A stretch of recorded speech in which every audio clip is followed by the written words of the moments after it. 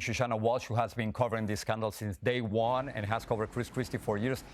Thanks so much for talking to us. It's really fascinating to hear him saying that he's not a bully. And do you think he's changing his image? I mean, we've heard him saying stupid and worse to many people. So can a bully be president? Well, he said over and over again before this scandal, after the scandal, that he's not going to change. But that really is the question. Whether he says he's not a bully, it's whether the American people interpret that. If he looks like a bully, does he seem like a bully? How does this play in Council Bluffs, Iowa? How does it play in Nashua, New Hampshire? Do they like that New Jersey style, or is it too much for them? And really, it's not just this scandal that could tarnish him going forward. It's that style. And he has said over and over again, he's not going to change it, Jorge. Yeah, and definitely he's not going to change. Shoshana, thanks so much for talking to us. I really appreciate it. It's a fascinating story. Hillary Clinton met privately with President Obama this week and held a high-dollar fundraiser for the Clinton Foundation, along with daughter Chelsea and husband, former President Bill Clinton, at their Washington residence.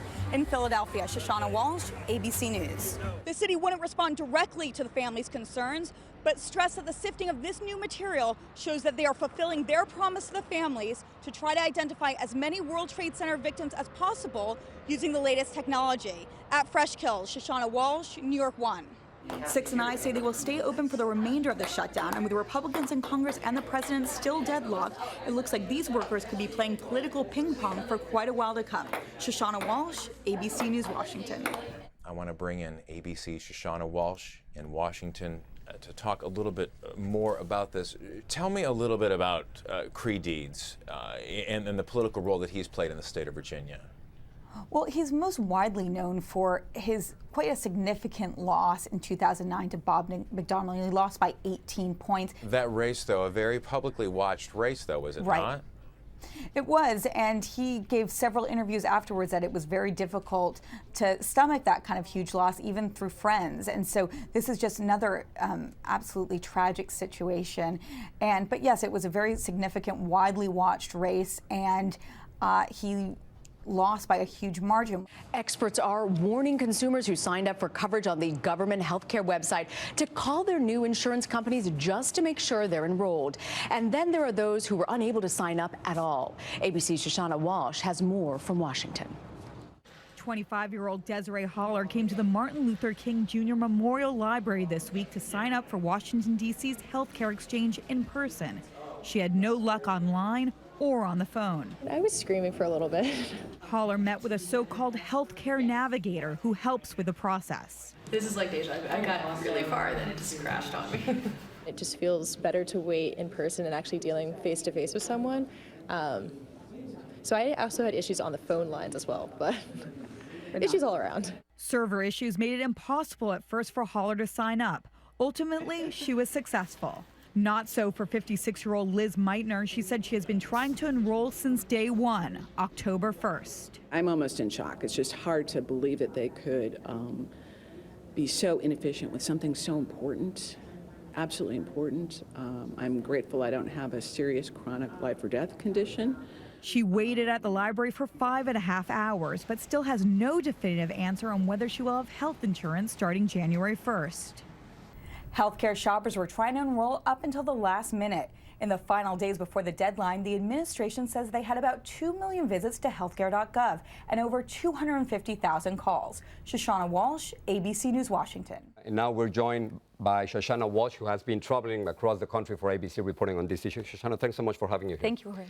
Will that give Republicans a chance without immigration reform, or immigration reform is a prerequisite for Latinos to take a new look on Republicans? Well, I think it's a really important issue, but I think that with a certain candidate, a lot of Hispanic voters would support a Republican. But I think it really also depends not just on policy, but language. At the PAC National Constitution Center Tuesday evening, the former Secretary of State referenced President Obama's speech.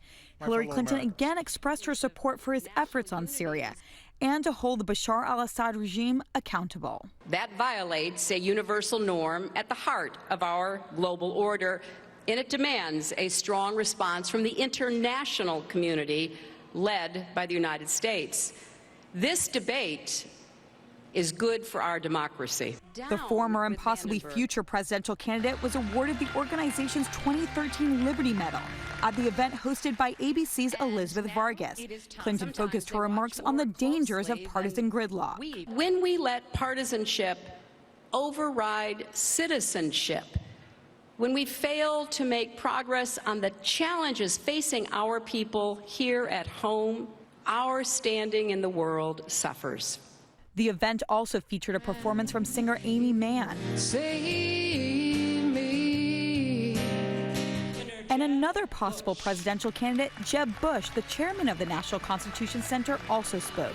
Hillary and I come from different political parties, and we disagree about a few things, but we do agree on the wisdom of the American people, especially those in Iowa and New Hampshire and South Carolina. Hillary Clinton met privately with President Obama this week and held a high-dollar fundraiser for the Clinton Foundation, along with daughter Chelsea and husband, former President Bill Clinton, at their Washington residence. In Philadelphia, Shoshana Walsh, ABC News. And perhaps the highest profile race of all was decided in the Garden State. New Jersey Governor Chris Christie cruised to a crushing victory over his Democratic challenger. ABC's Shoshana Walsh reports from Asbury Park.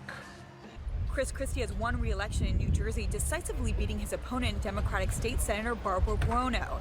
This win sets the stage for his second term, but also for a possible presidential run in 2016. Throughout the campaign, he has preached a bipartisan message, telling ABC News just this week it is important to the future of the country to bring people together. And it will be his ability to win over Democrats and Democratic constituencies like Hispanic, African American, and female voters in this race that is sure to be his pitch to his party about how he can win if he chooses to run in 2016. Now listen, I know that if we can do this in Trenton, New Jersey, maybe the folks in Washington, D.C. should tune in their TVs right now, see how it's done. Christie's party is here on the boardwalk in Asbury Park. Now, of course, Asbury Park is home to Bruce Springsteen.